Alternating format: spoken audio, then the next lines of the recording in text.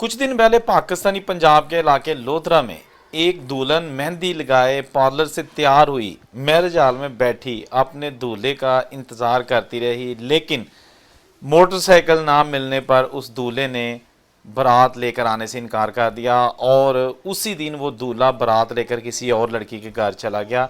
ये लड़की शाम 5 बजे तक अपनी फैमिली और मेहमानों के साथ मैरिज हॉल में बैठी इंतज़ार करती रही, लेकिन दूल्हा नहीं आया। ये दूल्हा तो बच गया, लेकिन इसी तरह का वाक़या एक इंडिया में हुआ, लखनऊ में, जहां एक दूल्हा बारात लेके बैठा हुआ था और जब घर वालों ने चेन उसको सोने की ना पहनाई तो उसी मौके पर दूल्हा आग बगौला हो गया और कहना शुरू कर दिया कि जी मुझे सोने की चेन क्यों नहीं पहनाई। मामला बढ़ गया तो लड़की वालों ने उस दूल्हे की आधी टिंड कर दी, आधे बाल उसके मोड़ दिए। उन्हें आख्या जा जरा हम तेन चेन पाँदा ही ਉਹਦੇ को जाके कुड़ी भी ले लै, तेनू इन्ना ही काफ़ी है। उन्होंने उसको किक आउट कर दिया। ये वाक़या जो पाकिस्तान में अभी रूनमा हुआ है चंद तकरीबन 1.5-2 महीने पहले, इसमें जो चीज़ें सामने आई हैं ना वो ये है कि जी एक लोगों के घरों में काम करने वाली खातून थी, वो जनाब उसने काम करके अपनी बेटी के जहेज़ के लिए काफ़ी पैसा इकट्ठा कर लिया था और फिर कुछ कर्ज लेके जहेज़ उसने अपनी बेटी के होने वाले ससुराल के घर शादी से कुछ दिन पहले भेज दिया। उसमें तकरीबन हर चीज़ मौजूद थी, लेकिन घर वालों ने, लड़के के घर वालों ने जब देखा कि सारी चीज़ें तो हैं लेकिन हमारे लड़के को होंडा 125 का शौक़ है, वो तो इन्होंने दिया ही नहीं है। बारात का दिन आ गया, 1-1:30 बजे बारात का टाइम था, लेकिन 12 बजे के करीब दूल्हे का फ़ोन आता है अपने होने वाले ससुर को कि जी आपने सब कुछ दे दिया है लेकिन आपने 125 नहीं दिया। आजकल तो हर बंदा 125 दे रहा है, तो आपने क्यों नहीं दिया? अगर 125 देते हैं तो मैं बारात लेके आ जाता हूँ, वरना सोच कर बताऊँगा। तो ये काफ़ी उनकी बहस चली। उस दुल्हन के वालिद ने कहा कि एक तो पहले नंबर पे अभी हम बारात मैरिज हॉल में बैठे हुए हैं, दूसरा अभी ये कोई 2 रुपये की चीज़ तो है नहीं कि मैं फौरी तौर पर दुकान से ख़रीद को आपको दे दूँ। लेकिन वो दूल्हा ऑलरेडी किसी और जगह भी सिट्टी लगा के बैठा हुआ था कि अगर ये 125 देंगे तो शादी इनके यहाँ कर लूँगा, ना देंगे तो शादी दूसरी पार्टी जो है ना उसके यहाँ कर लूँगा। तो हुआ कुछ ऐसा ही। ये फैमिली क्या है, उन्होंने कहा अच्छा बताते हैं। ये वेट करते रहे, 1 बज गया, 2 बज गए, 3 बज गए, 4 बज गए, 4:30 बजे इन्होंने फ़ोन किया। पहले इनका फ़ोन कोई अटेंड नहीं कर रहा था। तो ये जो लड़की है जिसका नाम मानूर है, इसका होने वाला शोहर उसका नाम एहतशाम। इस मानूर ने अपने दोनों हाथों पर अपनी, एक हाथ पे अपना नाम मेहंदी के साथ और दूसरे हाथ पर अपने होने वाले शोहर का नाम लिखा हुआ था। दोस्तों साथ साथ मैं ये भी आपको बता दूं कि ये इंसानियत की तौहीन की सबसे बड़ी और ज़िंदा मिसाल है कि एक लड़की बैठी हुई है, मेहंदी की रस्म हो चुकी है, उसके बाद जनाब वो पार्लर से हो के तैयार तो मैरिज हॉल में बैठी हुई है, उसके सारे बरादरी के लोग मेहमान बैठे हुए हैं। लेकिन फिर जब 5 बजे के करीब पता चला कि जी दुल्हन बैठी रहे, बेशक दूल्हा तो किसी और के घर दुल्हन लेने पहुंच चुका है। ये जनाब फैमिली बड़ी परेशान हो गई। बूढ़ी माँ, इसकी जो दूसरी फैमिली मेम्बर्स थे, सब ने रोना शुरू कर दिया। बहुत बड़ा एक दर्दनाक सीन, खुशियों वाला घर मातम में बदल गया। लेकिन उसके बाद ये फैमिली जब घर चली गई तो ये ख़बर जंगल में आग की तरह फैल गई कि इस तरह का भी कोई इंसानी दरिंदा हो सकता है जो सिर्फ इस डिमांड पर बारात लेके नहीं आया कि जी मैनू 125 नहीं मिला।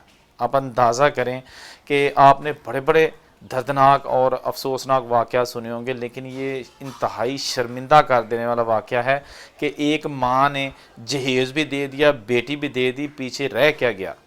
इससे बेहतर तो यही है, मैं यही कह सकता हूँ कि इस लड़की को जो है ना वो ये उसकी शादी नहीं हुई, वरना वो जो लालची ख़ानदान था ना, जहाँ तक मेरा आइडिया है वो यकीनन इसको सारी ज़िंदगी या तो ब्लैकमेल करके चीज़ें मंगवाता रहता या फिर इसको जब उसका जी भर जाता तो कपड़ों की तरह चेंज कर देता। जिस तरह इंसान एक कपड़े से तंग आ जाता है या गंदा हो जाता है तो दूसरा कपड़ा, यकीनन वो ख़ानदान ऐसा ही होगा जिसने ये सारी हरकत की। अब जनाब इस बेचारी माँ के जो रोने की वीडियो सामने आई, मुख्तलिफ चैनल्स ने इनके इंटरव्यूज़ किए और उनमें वो यही कहती दिखाई दे रही थी कि काश ये हमें पहले बता देते, मैं घर की कोई चीज़ बेच के इसको 1 to 5 भी दे देती, लेकिन इन्होंने हमें बताया ही उस वक्त है कि जब बिल्कुल हम मेहमानों में बैठे मैरिज हॉल में बारात का इंतज़ार कर रहे थे, और उस वक्त कहाँ से लेके आते हम इसके लिए 1 to 5। और वैसे भी अब हम जो है ना वो मकरूज़ भी हो चुके थे, रोटी का ख़र्चा, मेहमानों का ख़र्चा और जहेज़ का ख़र्चा, ये सारी चीज़ें जो है ना वो चाह रही थी। दोस्तों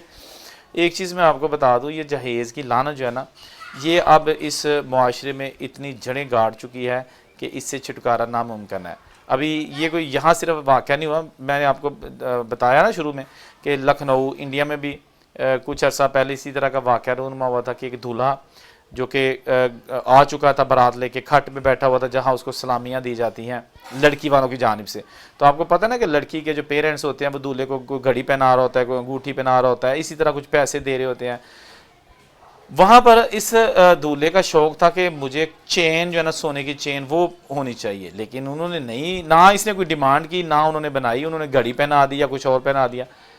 इसने वहाँ पर शोर शराबा शुरू कर दिया कि चेन क्यों नहीं मुझे पहनाई। उन्होंने लड़की वालों ने जो है ना एक्सक्यूज़ करना शुरू कर दिया कि भाई आपको ये चीज़ें दी हैं तो इंशाल्लाह आपको वो भी दे देंगे। लेकिन जो लड़के वाले और इसकी ख़वातीन थी ना, उन्होंने जनाब एक ही रट लगाई थी कि साढ़े मुंडे ने चेन क्यों नहीं तुसी पाई।